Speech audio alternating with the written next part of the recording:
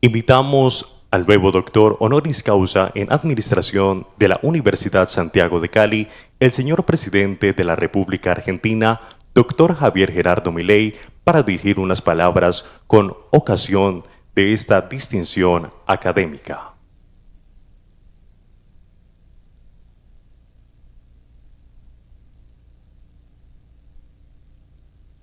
Buenos días a todos.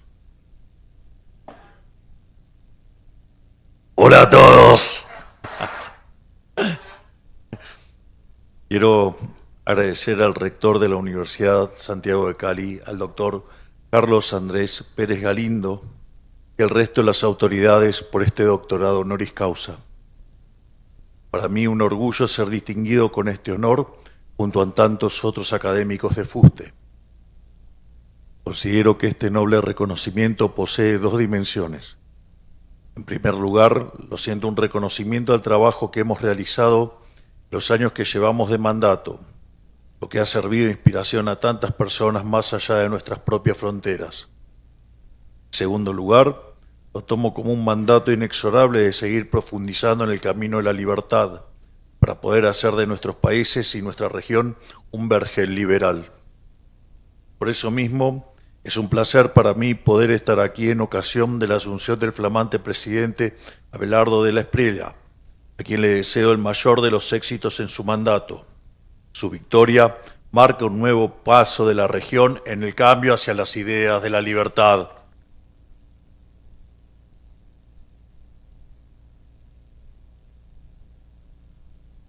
Los vientos de la historia están soplando en la dirección de la libertad por primera vez en muchos años.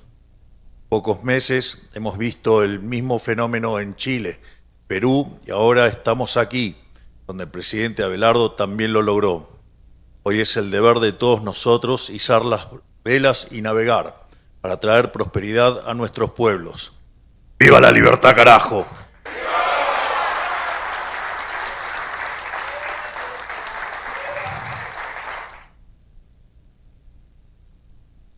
Y ahora se terminó el libreto.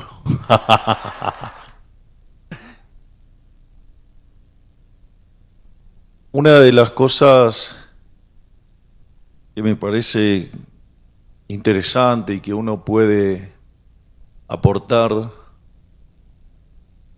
en lo que es en la experiencia desde lo que yo llamo la silla eléctrica. Nosotros, al momento de asumir la responsabilidad al frente del gobierno, conjugábamos lo peor de las tres peores crisis de la historia argentina. Teníamos un desequilibrio monetario, su nombre técnico en inglés es money overhang, que era el doble del que teníamos en la previa del Rodrigazo de 1975, una experiencia traumática que multiplicó por 6 la tasa de inflación, por 5 la cantidad de pobres y que dio inicio a partes muy oscuras de nuestra historia y que, digamos, tanto en lo político como en lo económico y en lo social. Por otra parte, teníamos un desequilibrio en el Banco Central que era peor al que estaba transcurriendo en el año 1989, previo a la hiperinflación que tuvo el gobierno de Alfonsín, y al mismo tiempo teníamos indicadores sociales que eran peores que los que había a la salida de la convertibilidad. Es decir, que teníamos una situación muy compleja, una situación donde además el desequilibrio fiscal consolidado era de 15 puntos del PBI, 5 en el Tesoro y 10 en el Banco Central.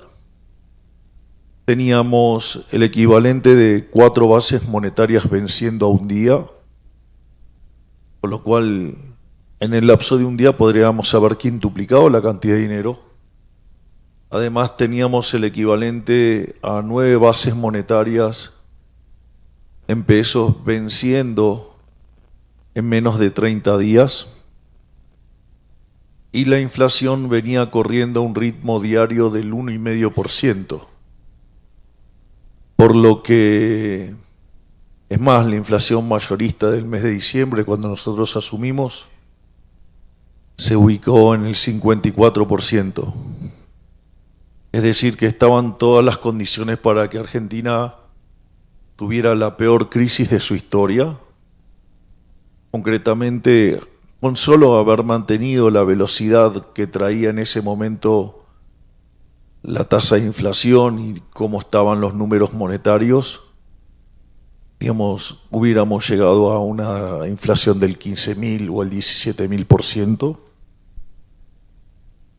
En circunstancias similares, Argentina experimentó crisis donde la caída del PBI osciló entre 15 y 10%, lo cual obviamente hubiera destruido los salarios reales y hubiera empujado a la pobreza a cerca del 90% de la población.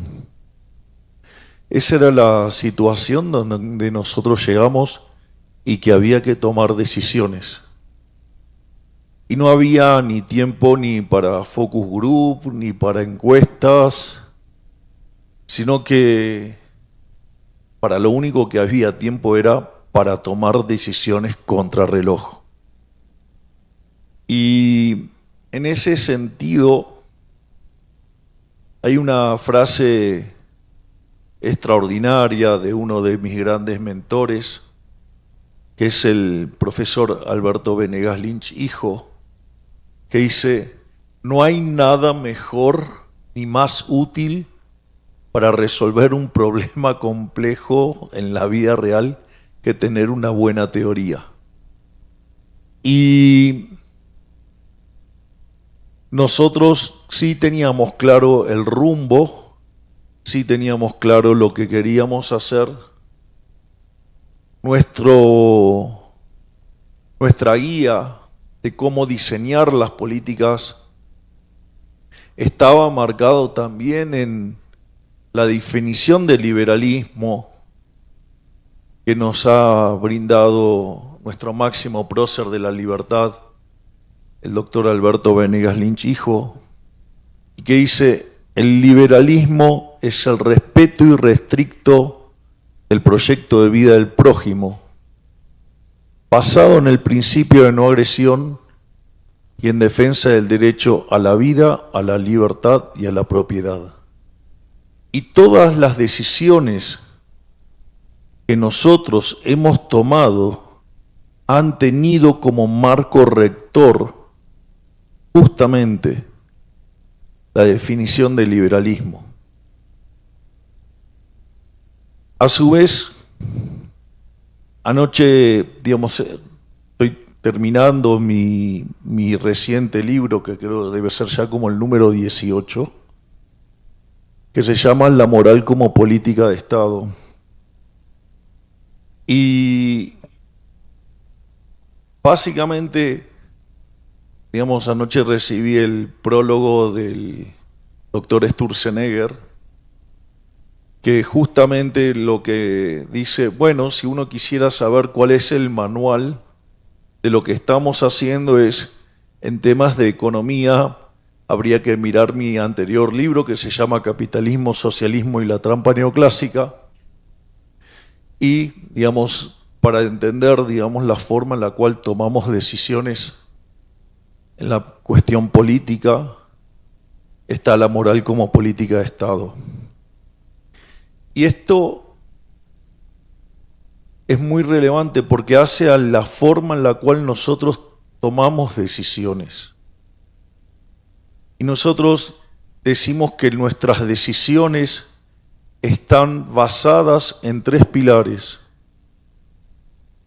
en los valores éticos y morales, que son la base de Occidente, en la eficiencia económica y en el utilitarismo político. Y en ese sentido hay un orden de mérito, y hay un orden de mérito claro.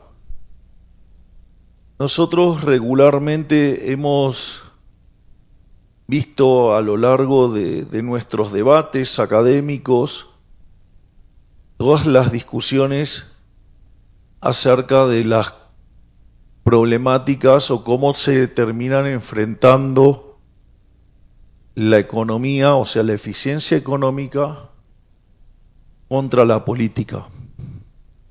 Es decir, el utilitarismo político, el intento tomar medidas para poder recolectar votos y ganar elecciones.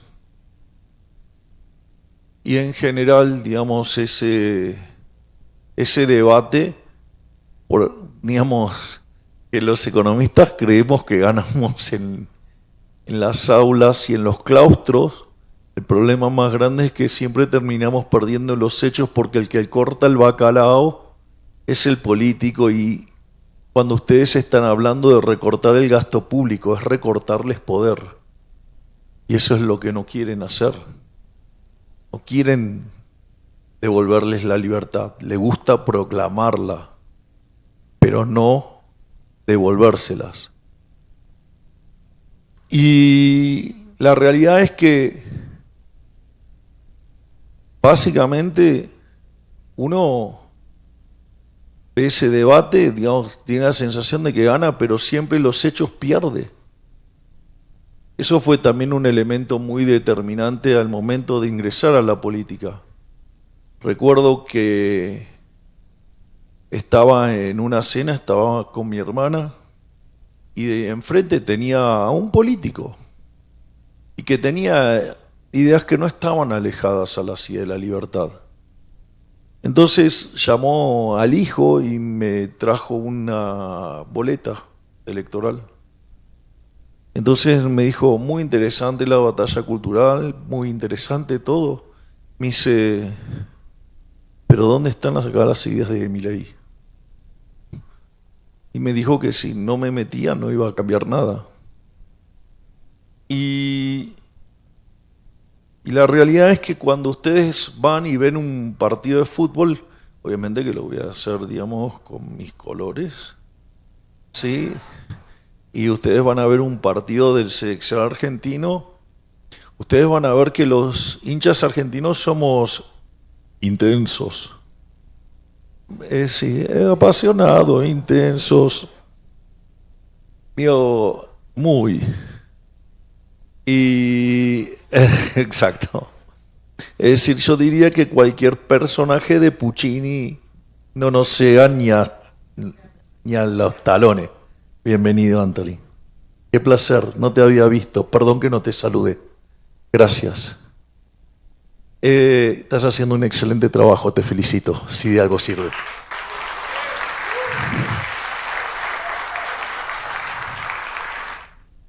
Y no solo eso, que somos tan intensos que además llenamos de colores las tribunas, gritamos como desaforados, pero cuando ustedes ponen el balón en la mitad de la cancha, podemos gritar todo lo que se nos dé la gana, pero la pelota no se mueve. Es decir, el que termina haciendo los goles es Messi. Y el mejor jugador de fútbol de toda la historia de la humanidad, lejos.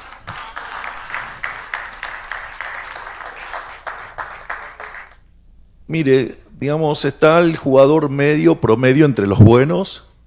Están jugadores con 2 desvíos de la media, o 3, ¿no? Digamos, ya sea Cristiano Ronaldo, ya sea Mbappé. Grandes jugadores, pero ninguno como Messi con 6,5 desvíos respecto de la media. Por eso es el mejor de todos. Y no podía dejar de decirlo.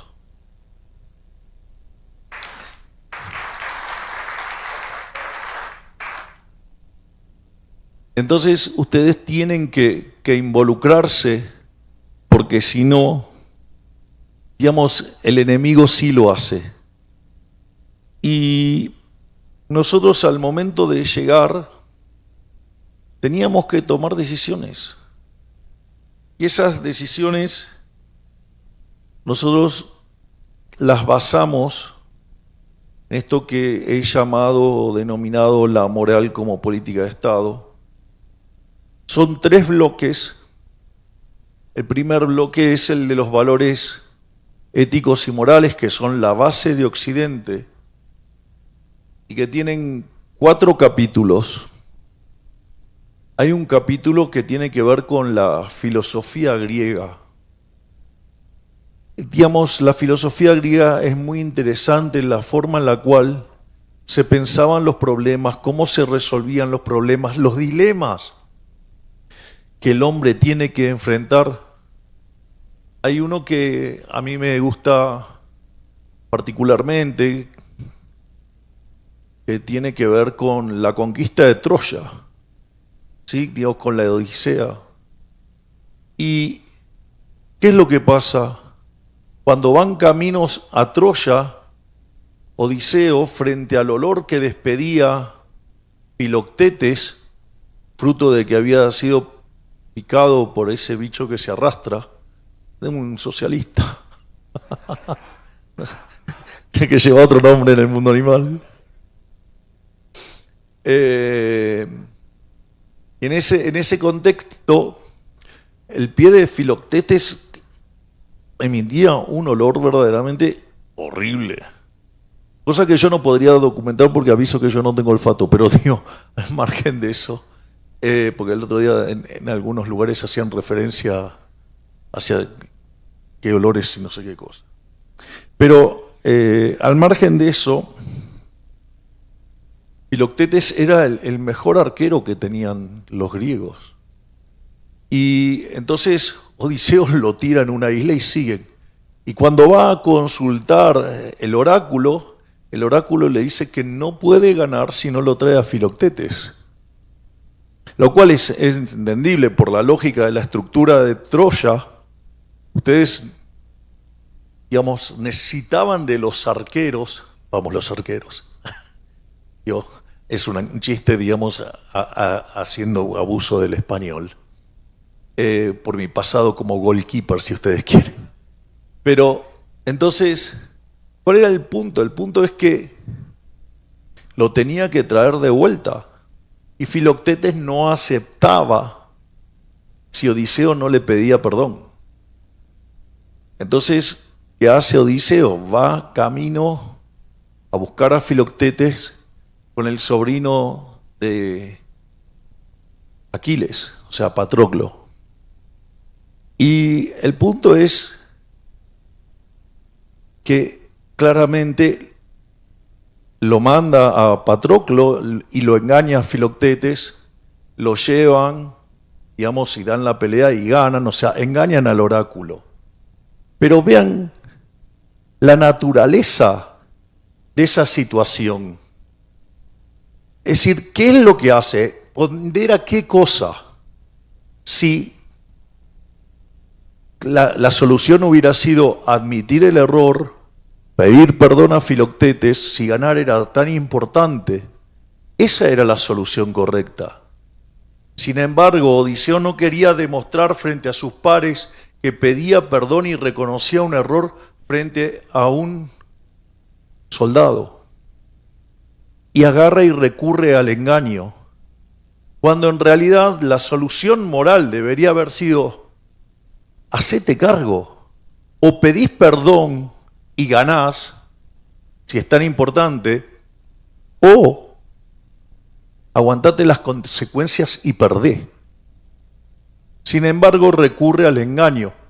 Eso es, fíjense que lo que está metido ahí en el medio también, que ese es el problema del ego. Entonces, ahora la pregunta es, verdaderamente se terminó ganando. Pero, ¿ganó verdaderamente Odiseo? Digamos, él no quiso pedir perdón para no dañar su reputación frente a sus pares. Sin embargo, lo hizo engañando a Filoctetes. por ende, el camino de Odiseo estaba terminado, porque todos sus pares sabían que era un embustero. Y no importa si ganó o no ganó la guerra, sí, digamos, Troya cayó, pero su futuro está terminado. Es decir, solamente pueden construir una victoria sólida si ustedes toman las decisiones correctas. Y si creían que era correcto haberlo revoleado en una isla a Filoctetes, también deberían haber soportado las consecuencias de eso, y es asumir y tolerar la derrota.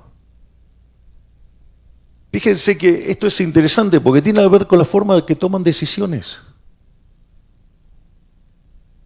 Si ustedes me preguntan a mí qué es lo que hubiera hecho, yo le hubiera pedido perdón a Filoctetes y hubiéramos ganado Troya, pero hubiera demostrado un liderazgo capaz de aceptar errores, porque no hay nada peor que cuando ustedes cometen un error, querer negarlo, porque lo que va a pasar es que van a seguir insistiendo en el error y van a tomar un conjunto de decisiones todas erróneas cuyo resultado es peor que lo que tenían. Ese es, digamos, es para ilustrar por qué, digamos, el pensamiento griego nos trae todo el tiempo cosas que nos alumbra y nos permite ver estos tipos de problemas que uno tiene que estar tomando decisiones. Pero hay algo maravilloso porque lo tiene que hacer en los zapatos de otro. Y eso después le permite extrapolarlos y tomar las decisiones más armado conceptualmente. El segundo punto tiene que ver con el derecho romano. Digamos, y ahí también hay una distinción y es muy importante entre lo que es el derecho natural y el derecho positivo. Ustedes pueden sancionar leyes, ¿sí?, y hacer que algo sea legal, pero que sea legal no lo hace legítimo. Para que algo sea legítimo tiene que estar en consonancia con el derecho natural, que tiene que ver con el respeto a la vida, el respeto a la libertad y un derivado de ello que es el respeto a la propiedad, que en el fondo no son ni más ni menos que las bases del liberalismo que mencioné en la definición que utiliza el profesor Alberto Venegas Linchijo. Consecuentemente, uno tiene que entender que por más que algo se vuelva legal, eso no lo va a hacer legítimo. Yo podría sacar una ley donde digo, bueno, a partir de ahora los que no me gustan los hago asesinar. Digo, eso son experiencias que en la historia pasaron, pero eso no lo hace legítimo. Es decir, puede ser legal, pero es profundamente ilegítimo. Y en eso, la política tiene mucho que hacer y mirar al momento de la toma de decisiones. Yo después voy a hacer una aplicación con el ajuste que nosotros hicimos. La tercera cuestión es la rectitud de los estoicos. Sin lugar a dudas, el caso más emblemático de los estoicos es el del rey Salomón, el rey sabio. Cuando hereda el trono, le pide al Creador 3 virtudes. Le pide sabiduría para distinguir el bien del mal, coraje para elegir el bien y templanza para mantenerse en el camino del bien. Y al tener que ocupar una posición de poder, como la de rey o como la que podrías tener un presidente, piden por otra virtud más, que es la de ser justo. Porque lo que vamos a ver es que cuando uno toma medidas que son justas, esas medidas van a promover la eficiencia y eso, digamos, va a derivar en rédito político. Y que de hecho no dista de lo que son las virtudes, el capítulo de las virtudes de Adam Smith en la teoría de los sentimientos morales.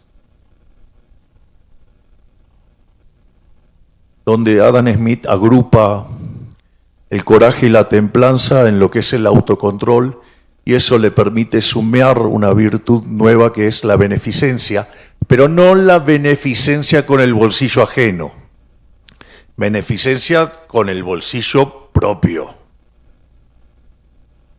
Y el cuarto capítulo de la parte de los valores son justamente los valores judeos cristianos.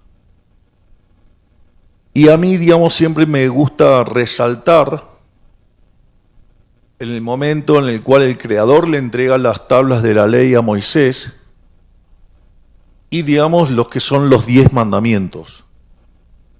Es interesante porque en la versión de los 10 mandamientos que está en el libro de Éxodo están todos los elementos que hacen a la base del liberalismo.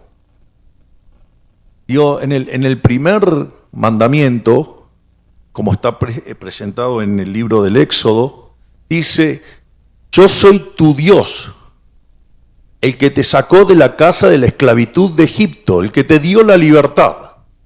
Es decir, en el primer mandamiento está declarada la libertad. Es decir, el primer elemento que le otorga el Creador al ser humano es la libertad. Y no existe ni libertad ni propiedad si antes no viven.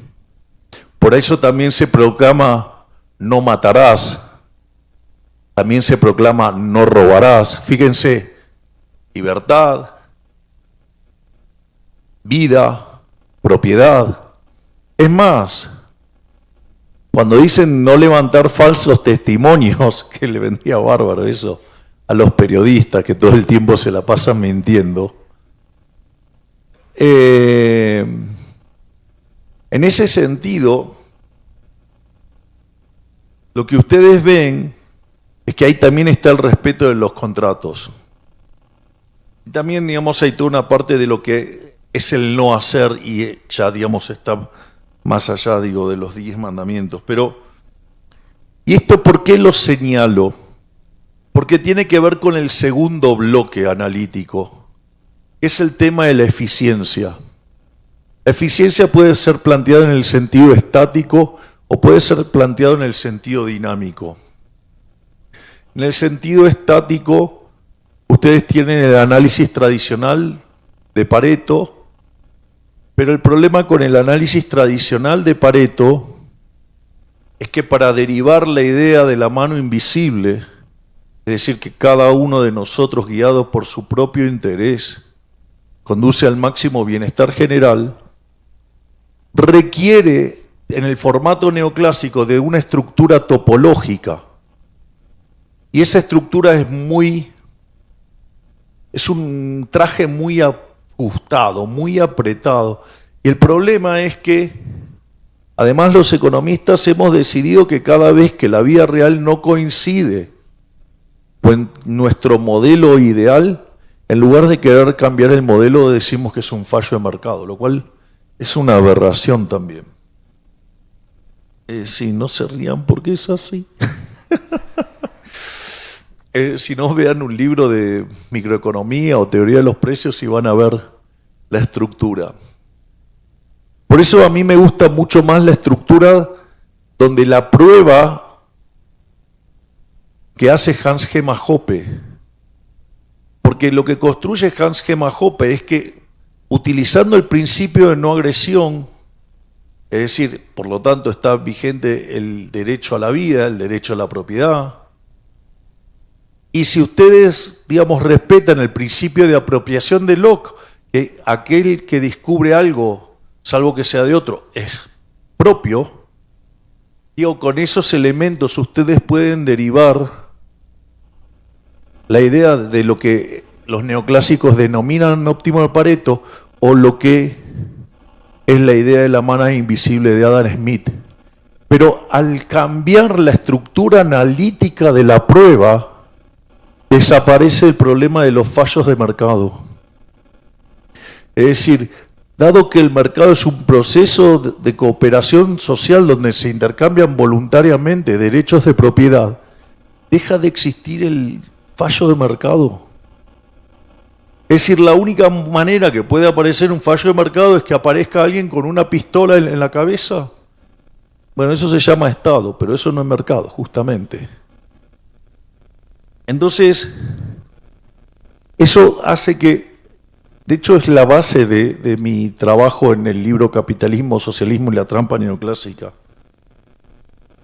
Y lo más interesante es la idea de la eficiencia dinámica. Hay un trabajo maravilloso, extraordinario del profesor, otro de mis mentores, Jesús Huerta de Soto, que se llama la teoría de la eficiencia dinámica. Él define la teoría de la eficiencia dinámica o la eficiencia dinámica como aquel sendero que maximiza el crecimiento económico. Y lo que descubre es que nada que sea injusto puede ser eficiente. Si algo es eficiente, forzosamente tiene que ser justo. Y si es justo, es eficiente. Son dos caras de la misma moneda. Es decir, no hay dilema entre eficiencia y justicia. Y eso surge de cuando ustedes incorporan los valores correctos. Es decir, deja de haber relativismo moral y hay un conjunto de valores morales, valores éticos que no se negocian de ninguna manera. No se negocia el derecho a la vida, no se negocia el derecho a la vida en cualquiera de sus estadios. No se negocia el derecho a la libertad y no se negocia el derecho a la propiedad. Si ustedes respetan esos derechos son consistentes con la búsqueda de un sendero eficiente.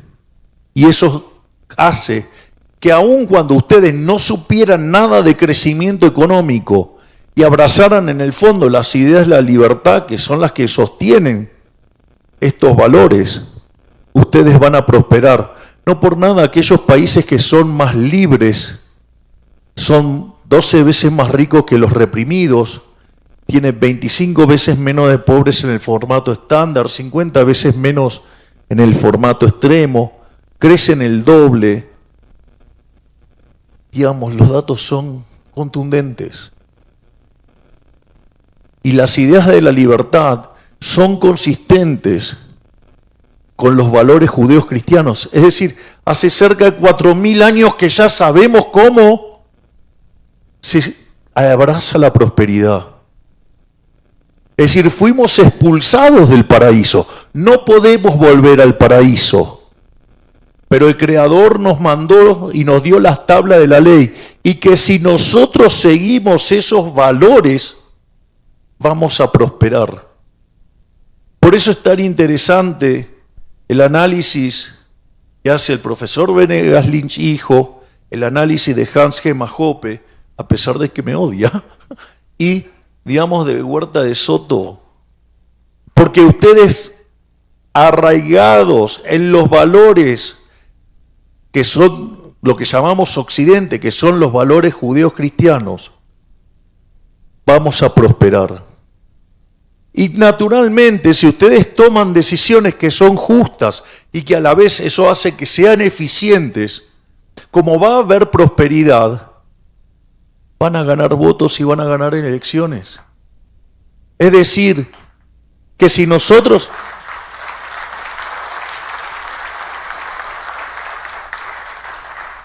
Esto es, abrazando las ideas de la libertad, traeremos prosperidad y eso lo vamos a poder validar recurrentemente en las urnas. Vamos a generar un siglo de oro de prosperidad para nuestras naciones y vamos a terminar de una vez por todo con esa inmundicia que es el socialismo.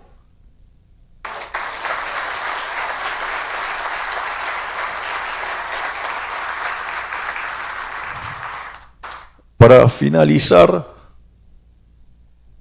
les voy a dar un ejemplo concreto de cómo resolvimos el problema que heredamos. No voy a hacer todo porque, digamos, o sea, digamos, no me quiero, digamos, además recibir de somnífero. Pero lo interesante es la corrección del déficit fiscal. Un déficit de 5 puntos del PBI. Una forma de arreglarlo, no es forma de arreglarlo, pero ya vamos a ver por qué no, es endeudarse. Ahora, el endeudamiento, ¿qué es? Son impuestos futuros. Es decir, que la fiesta del presente la paguen nuestros hijos, la paguen nuestros nietos, y la paguen gente que hasta ni siquiera ha nacido. Es decir, es profundamente inmoral endeudarse, es inmoral. Es decir, la deuda naturalmente es inmoral. ¿Cómo ustedes, qué les parecería que nosotros nos hagamos una mega fiesta y le pasemos la cuenta a nuestro nieto? No lo hagan con ustedes, vean que lo hace otro, van a ver lo mal que luce eso. Bueno, entonces ahora pongámonos en los zapatos del nieto. Él no vio nada y ya tiene hipotecados sus ingresos futuros. Todavía ni siquiera decidió de qué va a estudiar, pero ya tiene que pagar la fiesta de todos nosotros. Una cosa verdaderamente aberrante. La otra solución es emitir dinero. Ahora, si yo emito dinero, eso genera inflación. Es un impuesto no legislado. Es un robo, digamos, como todo impuesto, pero además encima ni siquiera está legislado. Y como si todo fuera poco, es profundamente violento porque golpea a los sectores más vulnerables y además distorsiona los precios, con lo cual distorsiona la asignación de recursos y por ende termina perjudicando el crecimiento económico. Por lo tanto, tampoco la emisión monetaria es solución. La otra solución es subir los impuestos. Pero los impuestos por algo se llaman impuestos. Por eso yo a los pagadores de impuestos le digo pagador de impuestos y no contribuyentes. Es decir, los impuestos no se pagan voluntariamente. ¿Qué contribuyente? Contribuyente nada. Son pagadores de impuestos. Y los impuestos ustedes los pagan a punta de pistola porque, digamos, si no van presos. Ahora, eso lo hace legal, pero no lo hace legítimo.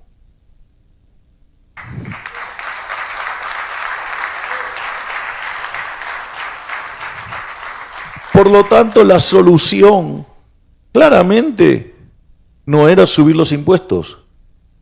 Y ahí hicimos lo que nadie creía que podíamos hacer. Todo el mundo decía que era imposible que achiquemos el déficit fiscal de 5 puntos del PBI en un mandato, que difícilmente podíamos llegar a achicar 1 punto del PBI por año. Bueno, nosotros, siguiendo una frase que me dijo hoy Abelardo, que me encantó y le dije, te la voy a robar, que es de Picasso, dice, yo me dedico a hacer lo imposible porque para lo posible están todos los demás. Y entonces dijimos, nosotros vamos a hacer lo que nadie hizo. Hicimos el ajuste fiscal más grande de la historia de la humanidad en tiempo récord. En un mes pusimos en caja las cuentas del sector público bajando los impuestos.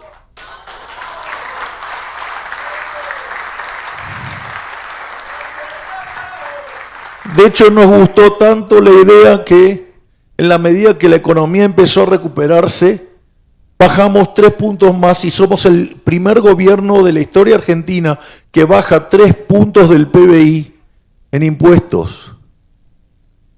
Pero eso no nos alcanzaba para terminar con la crisis. Había que resolver el problema del Banco Central, que era el doble de grande el problema que el que teníamos en el Tesoro. Y ahí no solo el equipo de Toto Caputo, digamos, nuestro ministro de Economía, sino con su secretario de Finanzas, hoy canciller, Pablo Quirno, y el presidente del Banco Central, lograron resolver el problema del déficit cuasi fiscal, que eran 10 puntos del PBI, y el problema de la deuda en pesos, lo logramos resolver todo a soluciones de mercado, Lo hemos logrado resolver sin confiscaciones, sin robo. Por primera vez en la historia hicimos un programa de estabilización que no partió del robo ni la expropiación. Lo hicimos respetando el derecho de propiedad. Y de una inflación mayorista que iba al ritmo del 300%, hoy ronda al 20-25%. De una inflación que iba camino al 15.000 o 17.000%, hoy es en torno al 30%. Es decir, hemos logrado ser profundamente exitosos en bajar la inflación sin vulnerar el derecho de propiedad. Pero no solo eso, decían que si hacíamos ese ajuste, íbamos a hundir a la economía argentina en una recesión. Y sin embargo, hace 26 meses que la economía argentina crece de manera ininterrumpida.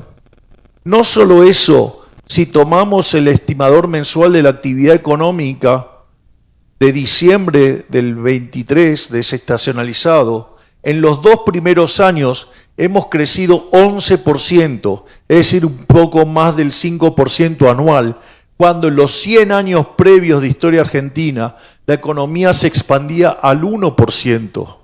Y no solo eso, hacía más de una década que no crecía. Es decir, quintuplicamos el ritmo de crecimiento. Pero esto de haber bajado el déficit fiscal y el déficit cuasi fiscal y haber bajado impuestos, implicó devolverle a los argentinos 100.000 millones de dólares. Y esos 100.000 millones de dólares han permitido que junto a la ministra de Capital Humano, Sandra Petovelo, y la ministra de Seguridad, que puso en caja a los reos, porque acá en Argentina ahora el que las hace las paga, eso permitió devolverle 100.000 millones de dólares a los argentinos y que la pobreza en la frecuencia mensual pasara de niveles del 57% al 29%. Es decir, además hicimos crecer a la economía y además sacamos a 14 millones de argentinos de la pobreza. Pero no solo eso, la indigencia cayó del 20% al 6% y los niños en situación de pobreza del 70% pasaron al 42%. Claramente nos queda un montón para hacer, pero si nosotros seguimos tomando como norte las ideas de la libertad, mientras que cambiamos nuestra política de asistencia a los más vulnerables, donde dejamos de regalarles el pescado para enseñarles a pescar, que es el concepto de capital humano, que además seguimos abriendo la economía y además para explorar y explotar los rendimientos crecientes y acelerar el crecimiento económico, desregulamos todos los días. Hoy llevamos 17.000 desregulaciones prácticamente, es decir, sacamos a un ritmo de 17 regulaciones por día, las borramos. Todo eso va a derivar en un proceso virtuoso de crecimiento. Nuestro país, riesgo país, cuando nosotros llegamos estaba en 3.000, hoy está en torno a los 400 puntos básicos. Es decir, Argentina, guiada por los valores morales, guiada por los valores judeocristianos, puesto al servicio de los hombres, al servicio de los ciudadanos y fomentando las ideas de la libertad, está saliendo de su noche oscura, está saliendo de la decadencia y con esto, abrazando los valores judeocristianos, haremos grande a la Argentina nuevamente. Muchas gracias y ¡viva la libertad, carajo!